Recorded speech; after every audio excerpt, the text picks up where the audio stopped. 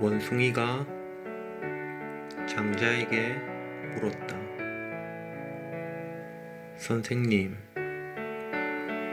우리들이나 당신은 도대체 왜 사는 것입니까? 난 평생 보잘것없는 먹이를 얻기 위해 헐레벌떡 숲을 뛰어다니다가 저녁에는 지쳐 잠들고 맙니다.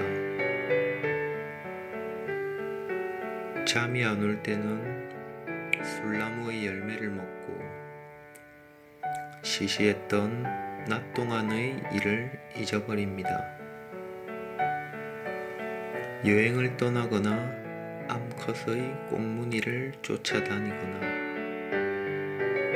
다른 원숭이와 싸움이 붙으면 그때 조금 살아있다는 실감이 들 정도입니다. 하루가 지나고 1년이 지나 곰곰이 생각해보면 아무것도 변한 게 없는 허무함 뿐입니다. 때로 당신은 돌을 설교하면서 말없이 살고 여행도 안 가고 학문도 하지 않고 인간으로서는 보기 드물게 그 어떤 물건도 만들지 않고 지내고 있건만 전혀 따분해하는 기색도 없고 슬퍼하는 기색도 없고 또 당신이 성내는 것을 본 적도 없습니다. 그래도 당신은 즐거워 보입니다. 무슨 비밀이라도 있는 것입니까? 아니면 선생님은 단순히 팔자 좋은 낙천가인가요? 그런 선생님이나 우리나 언젠가는 죽게 돼 있습니다. 그렇다면 우리의 삶, 아니 그 이전의 세상, 또 저 세상, 모두를 포함한 모든 세상, 즉 존재란 무엇이죠? 왜 우리들은 존재하고 있는 겁니까? 장자는 원숭이가 잠잠해지도록 한참을 기다린 뒤 이렇게 대답했다.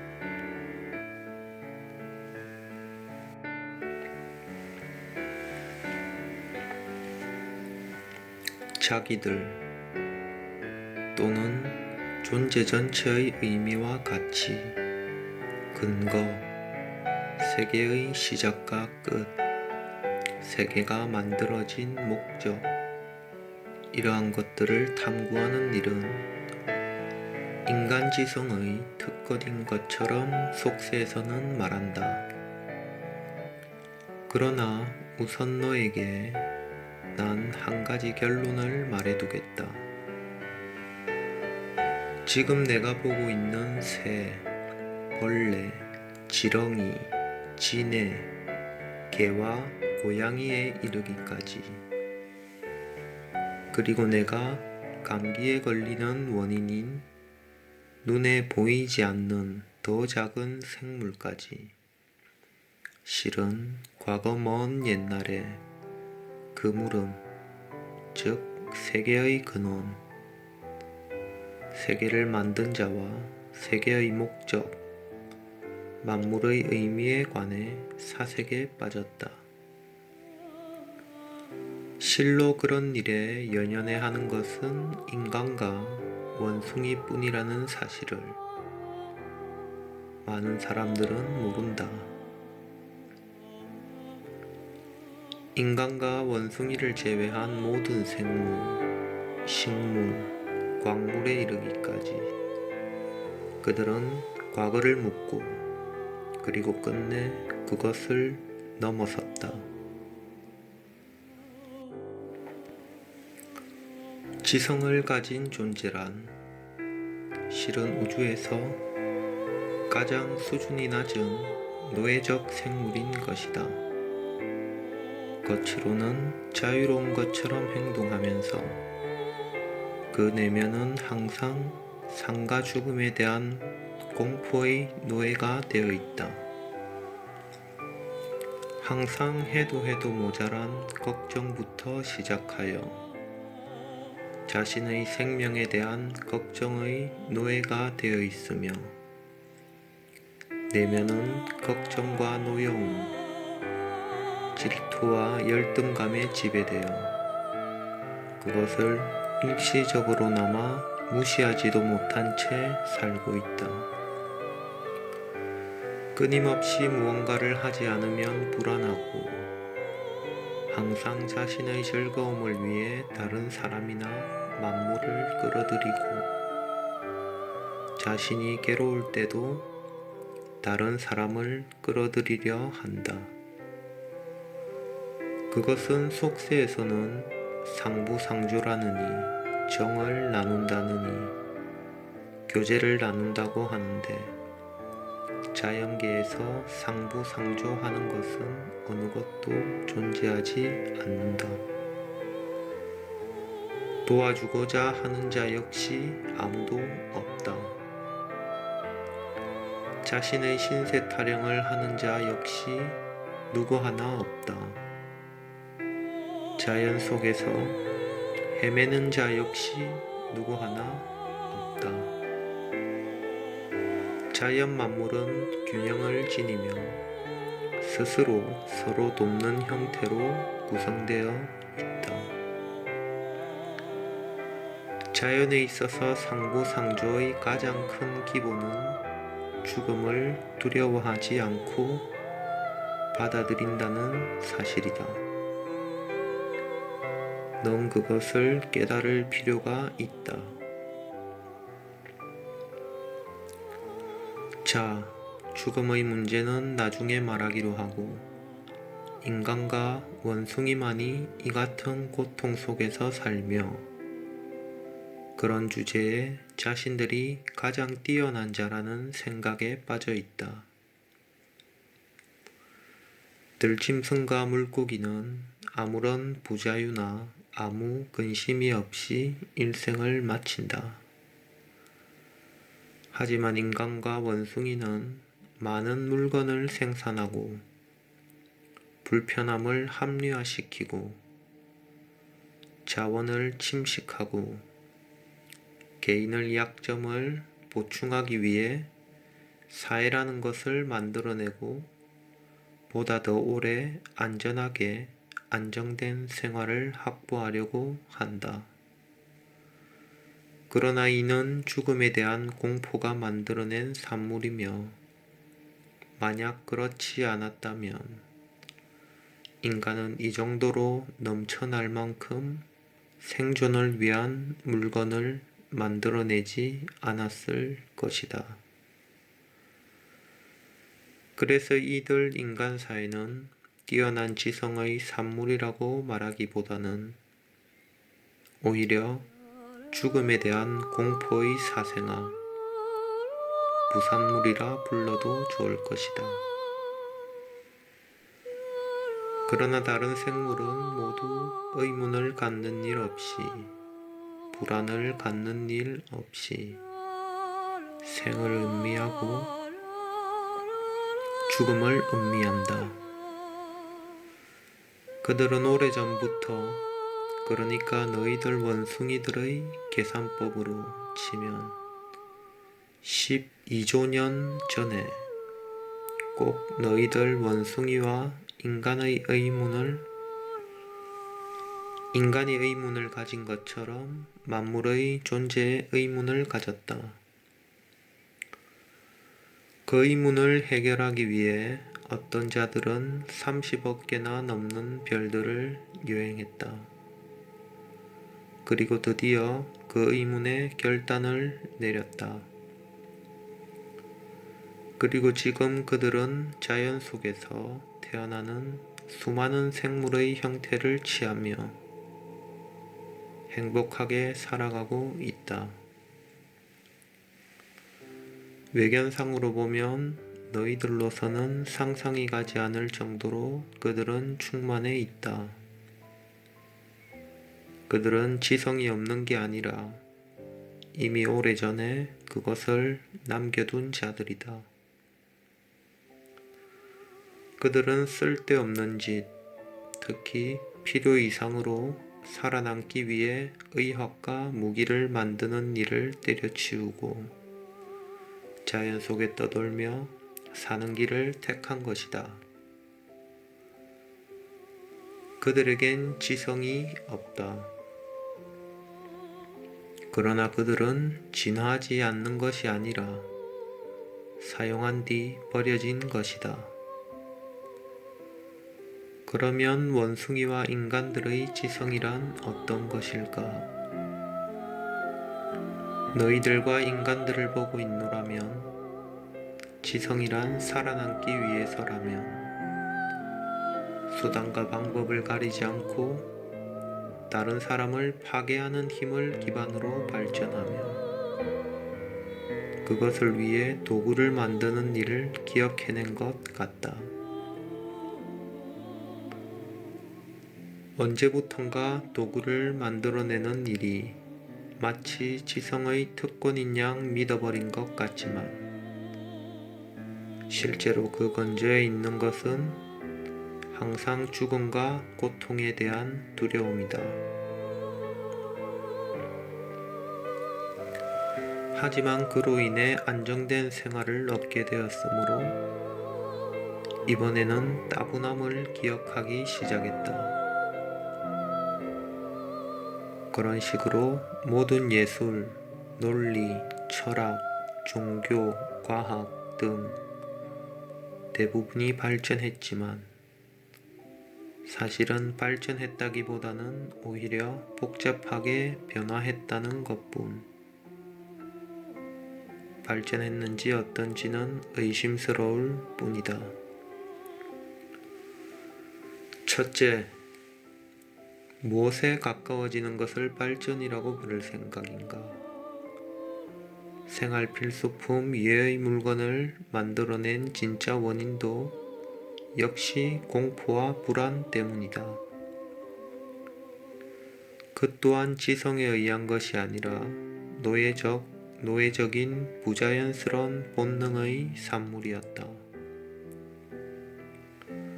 원래 생활의 안정을 깨하기 위해 사용된 지성이었지만 한번 그것이 기동하고 만들어지고 나서는 지성 그 자체가 독립된 생명처럼 되어 지성체로 살기 시작한다. 그렇게 되면 마치 육체가 죽음을 두려워하며 갖가지 물건을 만들어내듯이 지성은 계속 살아남아 활동하면서 지성 연명과 안정을 위해 예술과 오락과 스포츠를 만들어내는 것이다. 결국에는 철학과 종교, 나부랭이까지 이것들이 모두 어디서 유래하는지 잘 보아라. 그것은 인간이 대단하다고 칭송하는 지성의 산물이 아니라 요컨대 따분함에 대한 공포 때문이다. 따분함이란 온화한 말이기는 하나 실제 지성체에 있어서는 죽음을 의미한다. 왜냐하면 그것은 사고활동의 정지를 가져오기 때문이다. 이렇게 만들어낸 사회, 언어, 과학, 예술은 말할 나위 없이 육체와 지성의 끝없는 생존을 유지하기 위해 많은 것들을 만들어내는데 무엇 하나 사람을 끊임없이 만족시키는 것은 없다.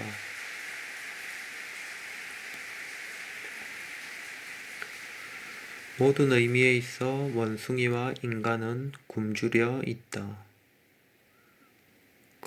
굶주림은 먹을 것이 아니라 정보와 사고하는 일이다.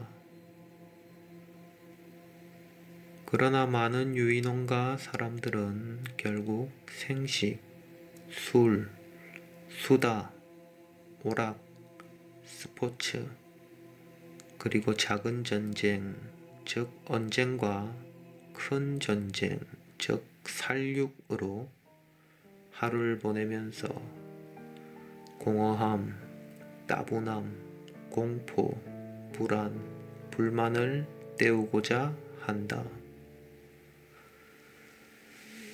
그리고 삶은 이것들의 끝없는 악순환이다.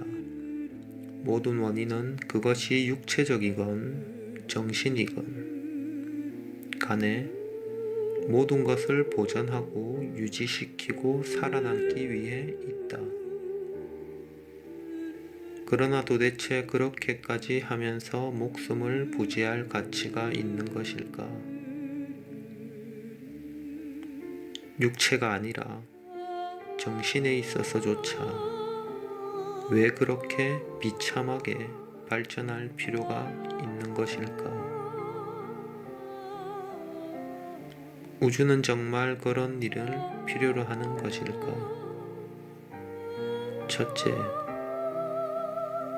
인간이나 원숭이의 지성이 우주 앞에서 도대체 무엇을 할 수 있다는 말인가?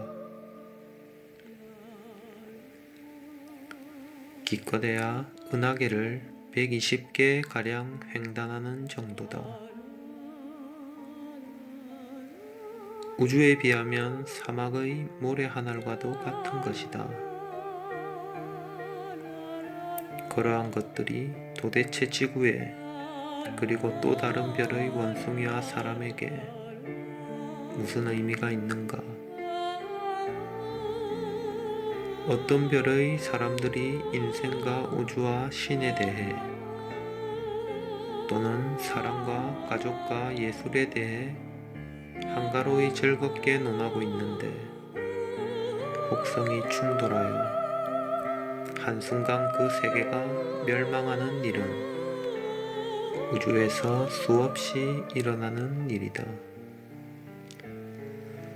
그 속에서 세계, 사람, 원숭이, 과학과 예술, 똑똑한 채 하는 학습 따위가 무슨 의미가 있는 것인가? 별의 존재 그 자체가 그 정도밖에 안 되는 것이다.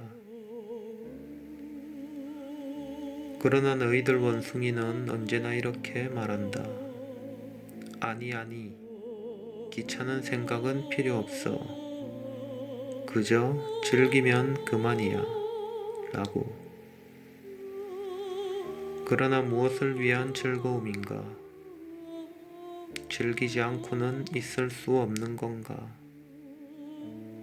너희들은 자신이 즐기기 위해 아무런 사전 양해도 없이 타인을 끌어들이고 쓸데없는 말을 조잘대고 있다. 그것이 대부분 말싸움의 원인이 된다. 국가 간에 벌어지는 전쟁조차 처음에는 아주 시시한 문제로 시작하지만 결국 입 때문에 악화되는 것이다. 아니면 시시한 종교 대립에서 그러면 다시 한번 생각하고 있는 그대로 보자. 너희들은 정말 즐기고 있는가? 사실은 억지로 삶을 살아가면서 가끔 기분 내는 정도가 아닌가.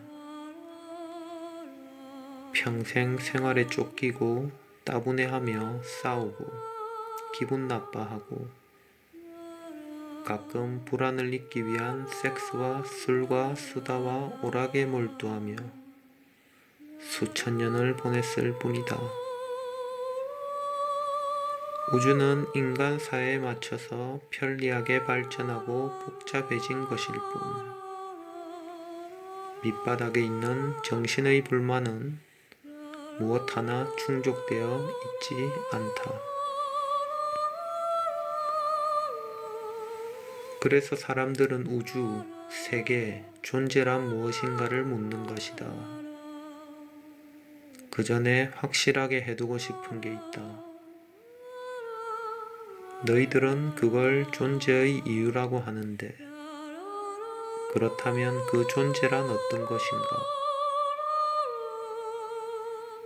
너희들 원숭이는 숲에 살면서 그 건방을 자신들 문자로 세계라 부르고 있다. 많은 원숭이들이 숲에 머물면서 다른 세계는 모른다.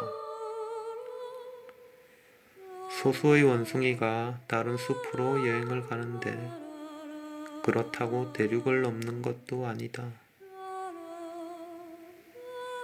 그렇다면 세계란 무엇인가?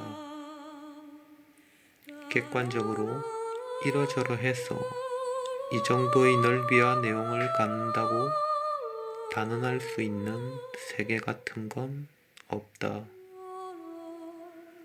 너희들이 끝까지 보고 알고 있는, 그리고 눈과 귀, 손으로 만질 수 있는 정보를 세계라 부르고 있는 것에 지나지 않는다. 예를 들면 너희들은 몸 속에 무수히 많은 미생물을 갖고 있지만 병만 생기지 않는다면 그것은 딴 세상의 일이다. 너희들은 또 거울과 사진 없이는 평생 자기 등과 얼굴조차 보지 못하는 존재다.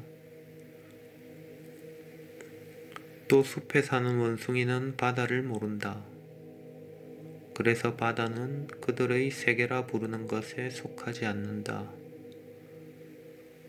인간들은 또 우주라 부르는데 그것은 관측된 범위의 것이다. 신비가들이 말하는 영이라든가 7개의 영계조차 관측된 것이다. 세계는 이처럼 한계를 갖고 있다. 넓이도 깊이도 내용도 사소함도 지각하는 자에 따라 실로 가지각색이다. 항상 어떤 범위에서 어떤 범위까지를 세계라 부르는데 지나지 않는다. 너희들은 세계가 시간 속에서는 어디에 존재한다고 판정할 수 있는가? 1분 1초 앞도 실체하지 않고 설사 그것이 존재한다 해도 너희들의 기억 속 밖에 없다.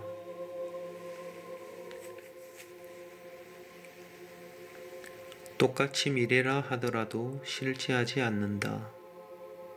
제 아무리 1초 앞이라도 말이다. 항상 현재의 순간만이 실제 세계라고 말할 수 있을 것이다. 너희들은 또 자신의 과거라고 말하거나 미래라고 말하는데 여기에 실체로 내놓을 수 있겠는가?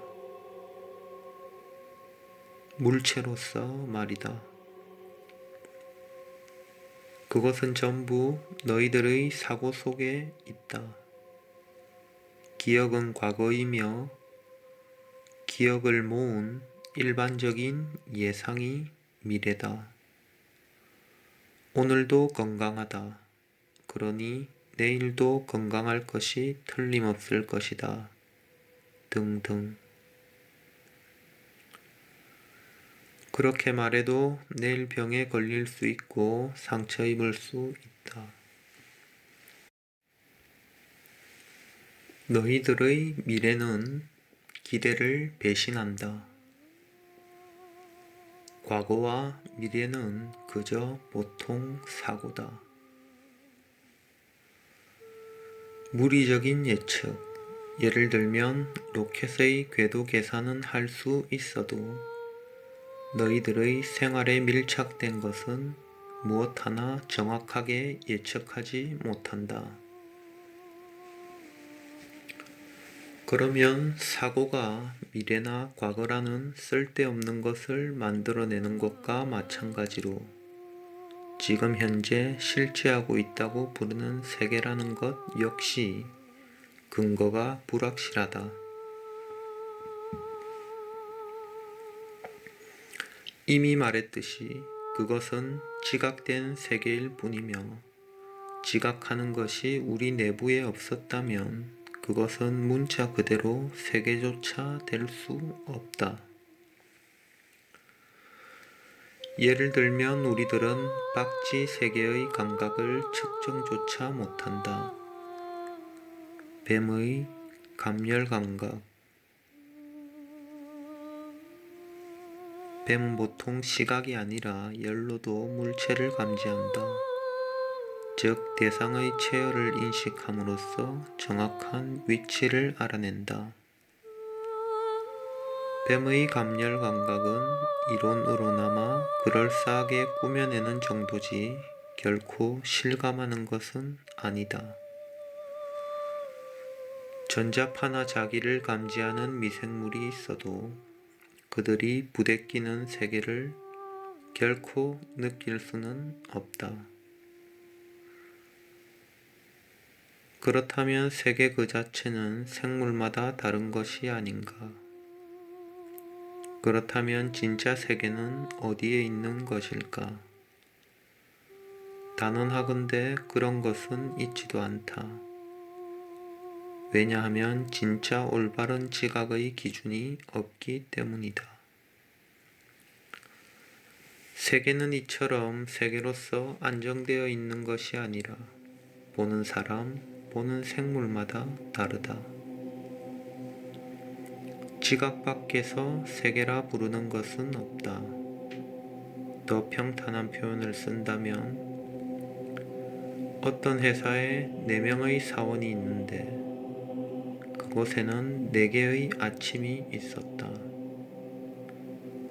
한 사람은 가족들과 싸우고 출근하고 한 사람은 전철 안에서 치안을 만났으며 한 사람은 조용히 출근하고 마지막 한 사람은 지각했다고 치자.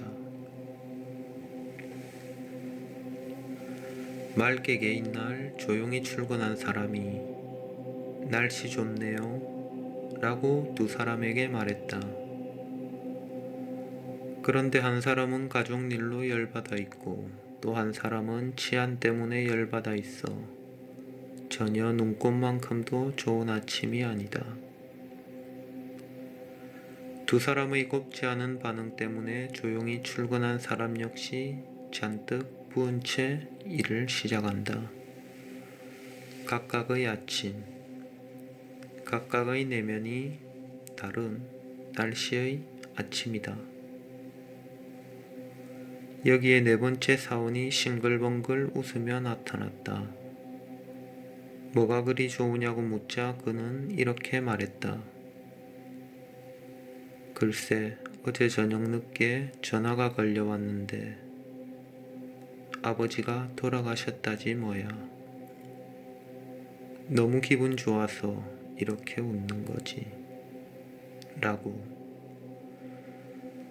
그가 아버지와 과거에 어떤 관계를 가졌는지 3 사람은 알 수 없기 때문에 그 즐거움도 이해하지 못할 것이다. 이처럼 평범한 하루 아침조차 그곳에는 전혀 다른 세계가 4개나 있다. 인간 사이도 그럴진데 원숭이와 인간끼리 이해가 있을 리 없다. 그것은 그저 추측이 되고 말 뿐이다. 게다가 그 추측은 추측하는 사람의 경험의 범위 안에서 한정된다. 때문에 그들 사이의 이해 같은 건 불가능하다. 공유할 수 있는 정도의 상식, 오락, 감각이라면 고작 해야 보조를 맞추는 척이라도 할 수 있지만 전혀 다른 세계를 보고 온 사람끼리라면 이해는 더더욱 불가능하다. 하물며 다른 생물에 대해 베푼다고 여기는 게 사랑이란 말인가? 그런 의미에서 너희들은 자연을 사랑한다고 말할 수 있는가? 다른 생물, 악어나 도마뱀, 쥐, 모두 전혀 다른 세계에 살고 있으며 그들에게는 그것이 세계 그 자체인 것이다. 그들이 만약 철학과 예술을 만들어낸다면 그것은 정말이지 우리들이 상상도 하지 못할 일이 될 것이다. 이런 일이 지구상에는 수없이 일어나고 있다. 때문에 나처럼 다른 차원의 우주를 조금 본 것만으로도 누구든 비명을 질러댈 것이다. 어떤 것이 진짜 현실이야? 라고. 사람은 많은 것을 알면 알수록 무언가가 해명되고 전체를 이해할 수 있다고 믿는다. 하지만 과연 그럴까? 예를 들어 내가 어느 우주에 있건 우주는 왜 존재하는가? 무엇을 위해 존재하는가를 문제 삼았는데 대답이 하나로 통일되기는커녕 더욱더 뭔지 모르게 되었다. 그것은 각각의 우주민족이 완전히 다른 지각으로 우주를 보고 독자적으로 사회, 문화를 만들고 있기 때문이다. 아무리 완곡한 표현을 쓰더라도 지상의 다른 생물과는 정도의 차이가 있다. 전자파만을 지각하는 우주인과 텔레파시로 교신할 때도 나는 전혀 그 세계를 인식할 수 없었다. 무언가 공간의 밀도가 다른, 꼭 음악에서 소리를 뺀 감성의 움직임만 있는 듯한 상당히 묘한 감각만을 간신히 느낄 수 있었다. 이런 세계가 우주에는 무수히 많다. 따라서 더 이상 우주를 여행하며 지식을 모아봤자 헛수고였다. 그것은 너무 복잡하고 다양해서 결국 길거리에서 헤매는 꼴이었다. 왜 존재하고 있는가는 더 한층 불확실했으며 애초에 그것이 존재했는지 어땠는지조차 미심쩍기만 했다. 이미 말했듯이 그것은 지각된 세계이기 때문이다. 세계란 지각 속에만 있으며 지각한 것의 기억밖에는 없기 때문이다. 지각 그 자체가 단순히 만들어진 것이라면 진짜로는 아무것도 세계가 없는데 모든 이로 하여금 그것이 있다고 믿게 만드는 시스템을 만드는 일이 가능하다. 그처럼 단순히 지각세계라고 하는 것은 실은 오래전부터 우주에서 알려진 사실이다.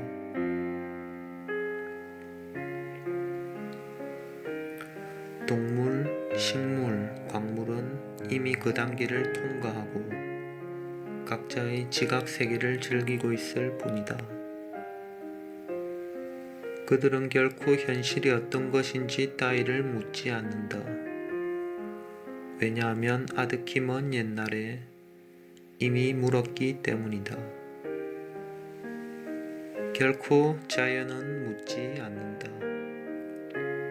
아무리 삶의 목적, 존재의 목적, 원인이 궁금해도 결코 묻지 않는다. 그들에겐 이미 오래전 과거의 일이기 때문이다. 가장 진화하지 않고 있는 것은 인간과 원숭이, 지성을 가진 우주종족 뿐이다. 그들은 여전히 원숭이처럼 안정을 찾지 못하고 계속 의문을 갖고 모색하며 계속 탐구한 끝에 질려서 자살할 정도로 우주의 존재에 따분해지고 만다. 난 그들이 마지막으로 도착하는 장소에 가봤다. 그들은 형체가 거의 없는 녹색 액체와도 같은 생물이었지만 고도의 지성을 갖고 있었다. 하지만 그들은 벌써부터 우주에서 생존하는 일에 허걱거렸다. 그들은 영원히 죽고 싶어 했다. 그래서 그들은 우주의 끝을 찾았다. 왜냐하면 우주의 내부에서 죽는 것은 불가능하기 때문이다. 우주의 내부란 활동과 갈등과 생존을 끊임없이 반복하며 그저 목적 없이 살아가는 세계이기 때문이다. 실제로 이 우주에는 아무런 목적도 없다. 완전히 무의미하게 그저 존속하기 위해서 있을 뿐이다. 실제로 존재의 목적을 탐구한다는 것은 이 우주가 활기에 가득 차 있기 위한 불만을 만들어내는 수단에 지나지 않는다. 무엇을 위해 우주가 있는가가 아니라 우주가 존재하기 위해 그 연명 수단으로 물음이 필요했을 뿐이다.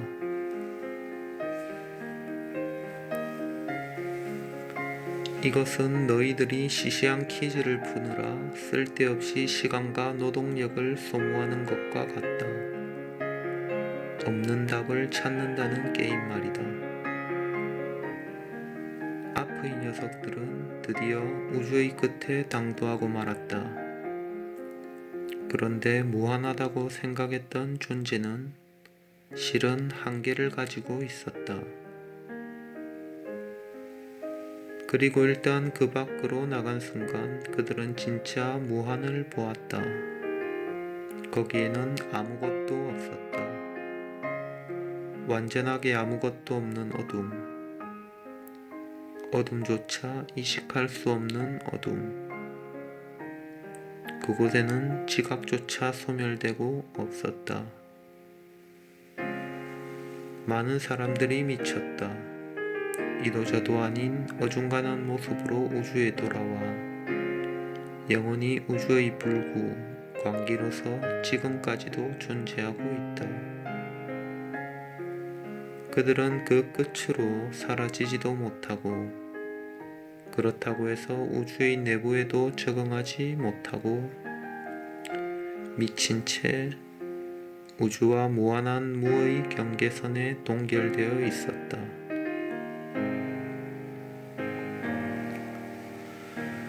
그들은 자신을 소멸시켜 주길 바랐지만 우주는 그들을 생매장한 채로 영원히 죽고 싶지만 죽지 못하는 폐허에 가두어 버렸다. 그들은 죽도록 따분하고 답답하게 허무의 암흑을 벌써 몇십억 년이나 바라보고 있다.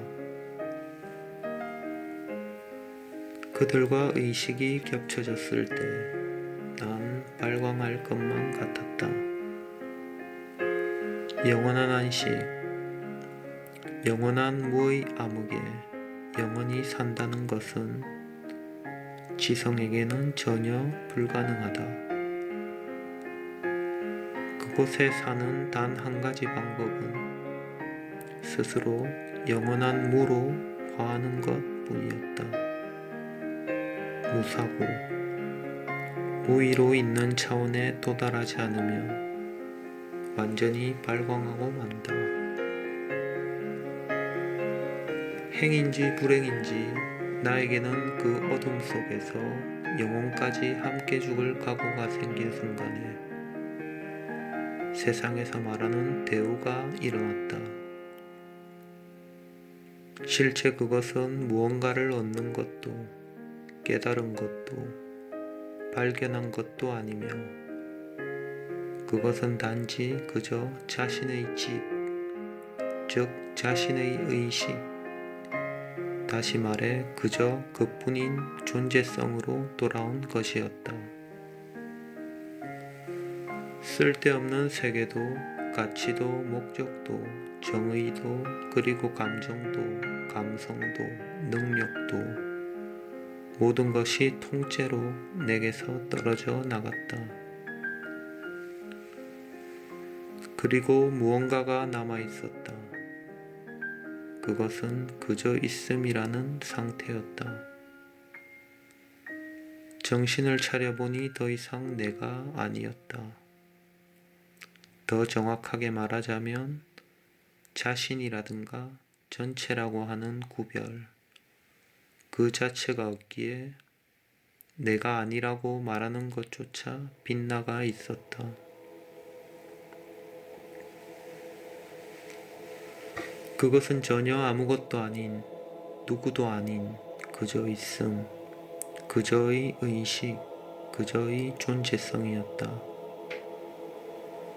특별한 것은 아무것도 없었다. 그것은 틀려도 자기가 아니며 또 전체도 아니었다. 그것은 분별할 수 없는 것이었다. 그날 이후 지성이 내게서 떨어지고 말았다. 난 거의 바보가 되었다. 난 완전하게 무기력해졌으며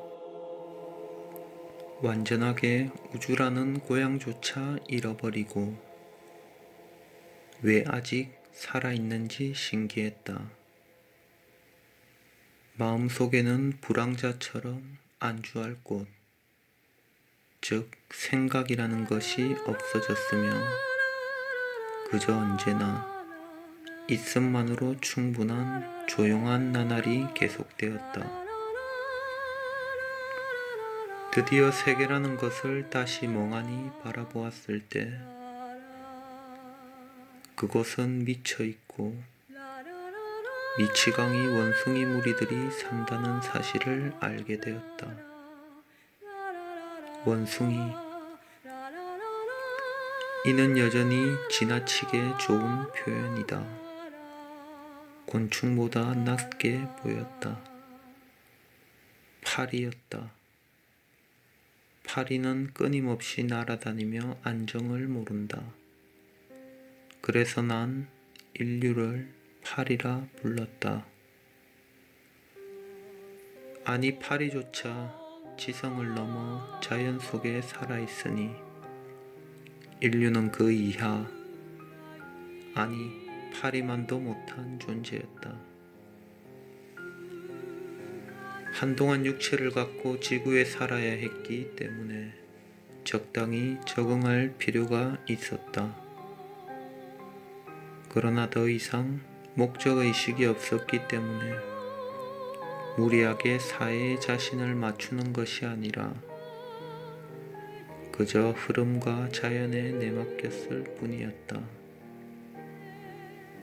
그리고 몇 개월이 지나 난 특별한 종족에 속해 있다는 사실을 알게 되었다. 왜냐하면 그들이 꿈속이나 낮에 내내의 비전으로 방문했기 때문이다.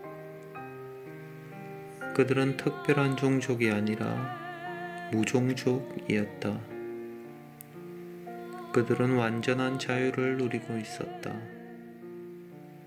고통이나 고뇌, 희로애락, 분별과 갈등과 생존의 불안과 따분함에 대한 불만을 전혀 갖지 않은 완전한 모습으로. 그것은 나와 같은 존재였다. 그들의 이름을 여기서 밝히면 난 틀림없이 속세의 원숭이들에게 미치광이로 받아들여질 것이며 성녀로부터는 의욕과 호기심의 대상이 될 것이다.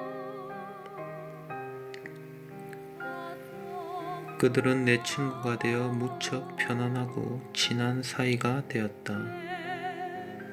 그들은 붓다와 그 제자, 노자, 달마, 예수, 마이뜨레야, 미륵, 크리슈나무르티, 라마나 마하리시, 바그완 슈리 라즈니시, 그리고 과거 중국과 일본의 몇몇 선사들이다. 덧붙여 기묘한 우주로부터의 친구들과도 교류했으며 내 나날은 평화롭고 조용하며 평범했다. 그래서 죽을 때도 또한 그럴 것이다. 아무것도 구하지 않고 무욕에도 구애되지 않은 채 그저 난 있다.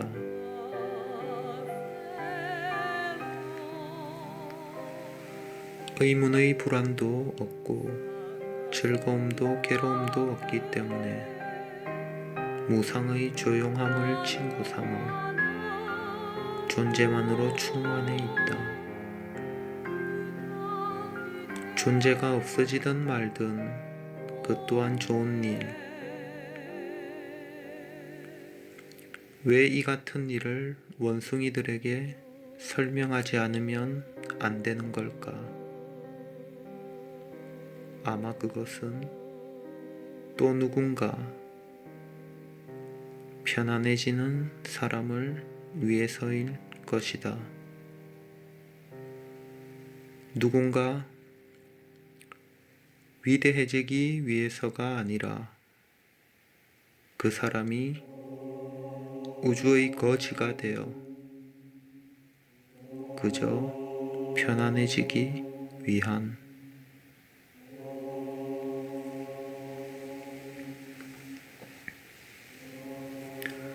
이 말을 들은 원숭이는 멍하니 선 채로 방황을 잊었다고 한다. 장자와 원숭이의 문답은 세상에서 말하는 원숭이 혹성의 대소란 시대에 생긴 일이었다. 애호가 본 얼간이들 중